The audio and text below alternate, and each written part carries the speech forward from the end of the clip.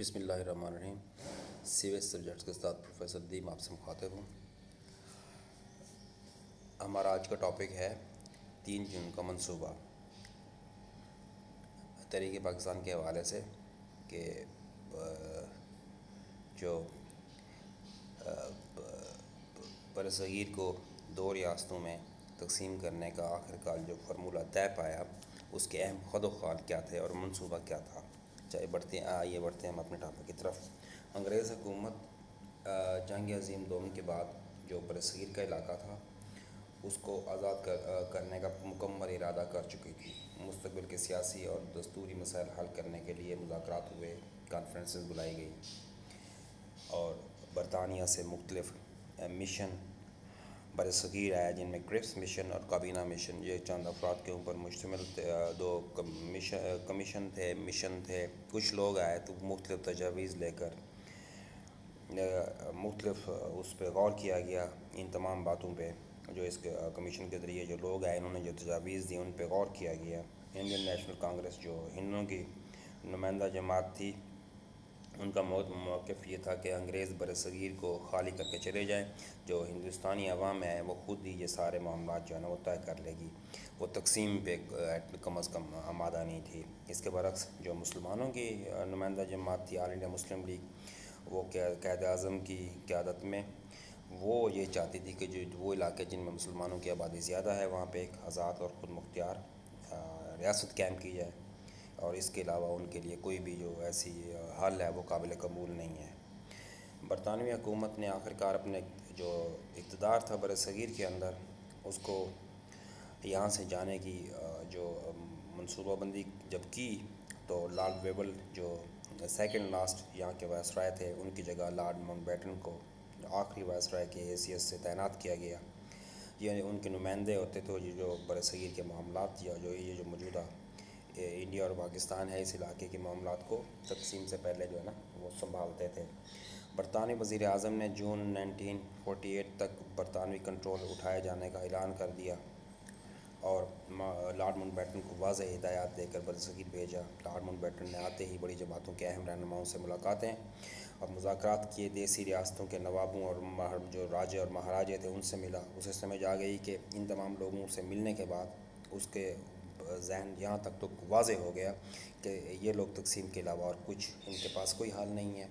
اب معاملات اس سطح تک پہنچ گئے ہیں کہ تقسیم کے علاوہ کوئی اور چارہ نہیں ہے۔ کانگریسی رہنما بھی کے بعد دیگر 2 قومی نظریے کی جو حقیقت تھی اس کو سمجھنے لگے۔ ماؤنٹ بیٹن اور لیڈی ماؤنٹ بیٹن کے ذاتی تعلقات نہرو خاندان سے تھے۔ کانگریس کے دیگر رہنما بھی ماؤنٹ بیٹن کو اپنا ہمدرد و دوست خیال کرتے تھے۔ تقسیم کو ناگزیر سمجھتے ہوئے لارڈ ماؤنٹ بیٹن سے مل کر سازش تیار کی گئی کہ تقسیم کا عمل اس طرح ہو کہ جو پاکستان جو بھی جس بھی حالت میں بنے وہ کٹا پھٹا ہو، غیر متوازن ہو اور کمزور ہو، اور جلد ہی وہ دوبارہ کیا ہے کہ انڈیا کا حصہ شامل ہو جائے اپنی ان تمام مجبوریوں کی بنیاد کے اوپر۔ یہ ایک مطلب کنسپائریسی کہہ سکتے ہیں، سازش کہہ سکتے ہیں۔ لارڈ ماؤنٹ بیٹن نے اپنے ذاتی عملے کی مدد کے ساتھ دونوں ممالک کی حدود کا تعین کرنے کے لیے جو بنیادی اصول ہیں وہ طے کیے۔ اس نے کانگریسی لیڈروں کو درپردہ یقین دلایا کہ تقسیم کا عمل کانگریس کی مرضی کے مطابق طے پائے گا اور ان کی شرائط کو فوقیت دی جائے گی۔ سازش کا نتیجہ یہ نکلا کہ کانگریس کے اہم لیڈر ایک ایک کر کے تقسیم کی مخالفت سے گریز کرنے لگے۔ کانگریس سے ملی بھگت کے نتیجے میں تیار ہونے والے منصوبے کو لارڈ ماؤنٹ بیٹن لندن لے گئے اور برطانوی حکومت کی وہاں سے منظوری حاصل کی۔ واپسی پر کل جماعتی کانفرنس بلائی گئی جس میں قائد اعظم محمد علی جناح، سردار عبدالرب نشتر، پنڈت نہرو، سردار پٹیل، آر چکر کرپلانی اور بلدیو سنگھ نے یہ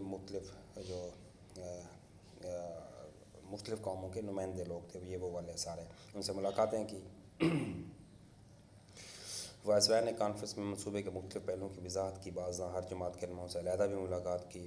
3 جون 1947 کو کانفرنس کا دوسرا اجلاس منعقد ہوا۔ تمام رہنماؤں نے منصوبے کی منظوری دی، اگرچہ مسلمانوں سے بدعہدی کی گئی اور کانگریسی لیڈروں کی خوشنودی حاصل کرنے کے لیے منصوبے میں ناانصافی سے کام لیا گیا، لیکن قائد اعظم نے اس کے باوجود نہ چاہتے ہوئے بھی اسے قبول کیا۔ دونوں جماعتوں کے جو رہنماؤں نے ریڈیو پر تقاریر کی۔ قائد اعظم نے اپنی تقاریر میں پاکستان زندہ باد کا نعرہ فرسٹ ٹائم یہاں پہ لگایا۔ اب دیکھیں اس منصوبے کے جو اہم نکات ہیں وہ بیسیکلی یہ ہیں کہ مختلف علاقے جب تقسیم ہوں گے تو اس میں تقسیم کا عمل کیسے ہوگا، کوئی علاقہ کیسے کس طرح فیصلہ کرے گا، وہ سارے جو طریقہ کار ہے نا، نیچے جو نکات کا مطلب یہی ہے کہ مختلف قوانوں کے مختلف جو علاقے ہیں ان میں تقسیم کیسے ہوگی، وہ علاقے کیسے فیصلہ کریں گے، ہم نے کس کے ساتھ کس چیز کو بنیاد بنا کر، یہ وہ والی جو ڈیٹیل ہے وہ ہم پڑھنے جا رہے ہیں۔ سب سے پہلے ہے کہ صوبہ آپ کا پنجاب اور بنگال، اس میں ہے کہ پنجاب اور بنگال کی صوبائی اسمبلیوں کے مسلم اکثریتی اور غیر مسلم اکثریتی کے جو اضلاع ہیں ان کے نمائندے وہ الگ الگ کثرت رائے سے اس بات کا فیصلہ کریں گے کہ وہ کس صوبے کے ساتھ تقسیم چاہتے ہیں یا نہیں چاہتے۔ اگر دونوں میں سے ایک گروپ نے بھی تقسیم کے حق میں فیصلہ دے دیا تو ایک حد بندی کمیشن مقرر کیا جائے گا جو سرحدوں کا تعین کرے گا۔ اور دوسرا تھا ہمارا سرحدی صوبہ، شمال سرحدی صوبہ کے عوام ایک استصواب رائے میں حصہ لیں گے، جیسے ریفرینڈم ٹائپ، تو براہ راست فیصلہ کریں گے کہ وہ باقی علاقوں کے لیے جو ہوتا ہے وہ ریفرینڈم کے بجائے پلیبیسائٹ، اسے لفظ جو ہے نا یوز کرتے ہیں، رائے شماری سمجھ لیں، براہ راست فیصلہ کریں گے وہ پاکستان میں شامل ہونا چاہتے ہیں یا ہندوستان میں۔ قبائلی علاقوں کے ساتھ سیاسی مسائل استصواب رائے کے بعد بننے والی حکومت خود طے کرے گی۔ استصواب رائے گورنر جنرل خود کروائے گا، اس کے لیے اسے صوبائی حکومت کا تعاون حاصل ہوگا۔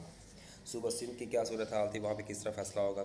صوبہ سندھ کی جو اسمبلی کے ارکان ہیں وہ اپنے صوبے کے مستقبل میں فیصلہ کریں گے اور طے کریں گے کہ دونوں میں سے کس ملک کے ساتھ شامل ہونا چاہتے ہیں۔ ووٹنگ میں سندھ اسمبلی کے یورپی ارکان کو رائے کے اظہار کا حق حاصل نہیں ہوگا۔ جو یورپی لوگ ہیں سندھ اسمبلی کے اندر وہ اپنا ووٹ نہیں دے سکیں گے۔ بلوچستان کو ابھی صوبے کا درجہ نہیں ملا تھا، اس لیے منصوبے کے مطابق کوئٹہ میونسپلٹی اور علاقے کے جو شاہی جرگہ کے ارکان ہیں ان سے رائے طلب کی جائے گی۔ سرکاری ارکان کو رائے دہی کا حق حاصل نہیں ہوگا۔ ضلع سیلٹ، آسام کا ضلع سیلٹ مسلم آبادی کا ضلع تھا، منصوبے کے مطابق سیلٹ میں استصواب رائے کرانے کا فیصلہ ہوا اور استصواب رائے صوبہ بنگال کی 2 حصوں میں تقسیم کے بعد ہوگا۔ اگر عوام کی اکثریت نے مشرقی بنگال میں شامل ہونے کا فیصلہ کیا تو وہ پاکستان کا حصہ بن جائے گا۔ باقی صوبہ سیلٹ کے علاوہ باقی پورا جو آسام ہے بھارت کا حصہ بنے گا۔ اس طرح بہار، اڑیسہ، یو پی، سی پی، بامبے اور مدراس بھارت میں شامل کیے جائیں گے۔ یہ ہندو اکثریت کے علاقے تھے سارے۔ اب جو دیسی ریاستیں ہیں ان میں وہ تعداد تقریباً 635 کے قریب تھی، جن کے حکمران نواب اور راجے تھے۔ ان میں اہم ریاستیں جموں کشمیر، کپورتھلا، بیکانیر اور دوسرا حیدرآباد، دکن، سوات، دیر، پٹیالہ، بہاولپور اور جوناگڑھ۔ ان ریاستوں کو اختیار دیا گیا وہ اپنے مستقبل کا کل فیصلہ کریں اور دونوں میں سے جس ملک کے ساتھ چاہیں علاقہ کر سکتے ہیں۔ 3 جون 1940 اس کے عمل درآمد کیسے ہوا۔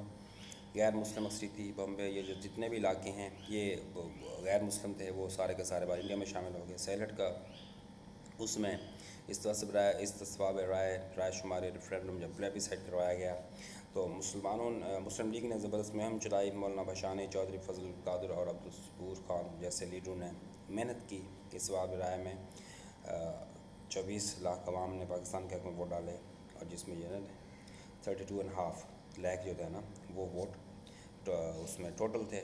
سیلٹ پاکستان کا حصہ بن گیا۔ سرحدی صوبہ میں استصواب رائے کروایا گیا، عوام کی اکثریت نے اپنا فیصلہ پاکستان کے حق میں دیا۔ آل انڈیا مسلم لیگ کو تاریخی کامیابی ملی۔ صدر عبدالرحمن عبدالقیوم خان، پیر مانکی شریف سمیت دیگر مسلم لیڈروں نے صوبے کا دورہ کیا اور اس پہ جو نتائج ہیں وہ نکلے ان کی توقع کے مطابق۔ یہ بھی پاکستان کے ساتھ صوبہ سندھ کی اسمبلی کے جو 33 ارکان کے نے کے حق میں اور 20 مخالفت کی اور اس طرح یہ بھی پاکستان کا صوبہ وہ حصہ بن گیا۔ بلوچستان کے شاہی جرگہ کوئٹہ میونسپلٹی کے ارکان نے اس بار رائے سے قیادت کی آواز پر لبیک کہتے ہوئے پاکستان میں شامل ہونے کا فیصلہ کیا۔ قاضی محمد عیسیٰ، نواب محمد خان جوزائی اور میر جعفر خان جمالی نے پاکستان کے حق میں زبردست مہم چلائی۔ نواب افقلات نے پاکستان کی حمایت کی۔ اس طرح پاکستان جو بلوچستان ہے وہ پاکستان میں۔ صوبہ پنجاب کی صورت حال دیکھیں آج اس میں کیا پنجاب کی صوبائی اسمبلی میں رائے حاصل کی گئی۔ 91 ممبران نے پاکستان کے حق میں اور 77 نے مخالفت میں ووٹ دیے۔ پنجاب کو تقسیم کرنے کا فارمولہ جو فیصلہ کیا گیا اور یہ کام ایک حد بندی کمیشن کے سپرد ہوا۔ کمیشن کا جو سربراہ جو ایک معروف برطانوی وکیل سر ریڈ کلف تھا اس کے دیا اور اس کے اندر باقی جو لوگ 2 مسلمان جج تھے وہ مسلمان اور دوسرا 2 جو غیر مسلم جج شامل کیے گئے۔ سر ریڈ کلف نے لارڈ ماؤنٹ بیٹن کے زیر اثر غیر منصفانہ فیصلے کیے۔ ضلع گرداسپور مسلم اکثریتی صوبہ تھا لیکن اس کی 3 تحصیلیں بھارت میں شامل کی تھیں۔ ضلع جلندھر اور ضلع فیروزپور کے مسلم اکثریتی علاقے بھی پاکستان کے حوالے نہ کیے گئے۔ مادھوپور ہیڈ ورکس بھارت کو دے کر پاکستان کے ساتھ ناانصافی کی گئی۔ یہ تقسیم کے حوالے سے کچھ چیزیں ایسی ہیں جنہیں مسلمانوں کو اس کے اوپر تحفظات تھے کیونکہ تقسیم فیئر نہیں ہوئی تھی، انفیئر تھی اس میں. یہ جو آپ صوبہ پنجاب کے حوالے سے بات سن رہے ہیں نا، اس میں یہ ساری چیزیں متنازع ہیں ایک لحاظ سے. صوبہ بنگال کے لیے بنائی گئی کمیشن، حد بندی کمیشن کا سربراہ بھی وہی سر ریڈ کلف تھا. اس کی مدد کے لیے مسلمانوں کی جانب سے یہ ابو صالح محمد اکرم جسٹس ایس رحمان، جبکہ غیر مسلم کو جسٹس سی بسواس اور جسٹس بی اے مکھرجی کو شامل کیا گیا. بنگال کو مسلم اور غیر مسلم اکثریتی علاقوں میں تقسیم کرتے وقت حد بندی کی گئی، تو وہاں بھی پنجاب کی طرح ناانصافیاں کی گئی. بہت سے مسلم اکثریتی علاقے بھارت وصول کیے. کلکتہ، مشرباد، نندیا کے مسلم اکثریتی جو اضلاع تھے ان کو پاکستان سے محروم کر دیا گیا. پاکستان کو ان سے محروم کر دیا گیا. باہر سور جو ہے نا صوبہ بنگال کا مشرقی حصہ پاکستان میں جو موجودہ آپ کا بنگلہ دیش ہے، یہ پاکستان میں شامل کرنے کا فیصلہ کیا گیا. اب دیسی ریاستیں جب آپ اس کی طرف آتے ہیں، اس میں کیا صورت حال کیا ہے. دیسی ریاستوں کی بہت بڑی تعداد پاکستان میں بھارت کے علاقوں کے درمیان واقع تھی. زیادہ تر ریاستوں نے اپنے فیصلے دیے. صرف ریاست جموں کشمیر، ریاست جوناگڑھ، حیدرآباد، دکن اور مناودر کے بارے میں کوئی نتیجہ عکس نہ کیا جا سکا. جوناگڑھ اور مناودر کے والیان نے پاکستان سے علاقے کا فیصلہ کیا، لیکن بھارت نے فوج کشی کر کے ان میں فوج بھیج دی، زبردستی قبضہ کیا. ریاست حیدرآباد کے جو والی نظام نے اپنی ریاست کو آزاد حیثیت دینے کا فیصلہ کیا، لیکن بھارت نے وہاں پہ بھی کیا کہ قبضہ کر لیا.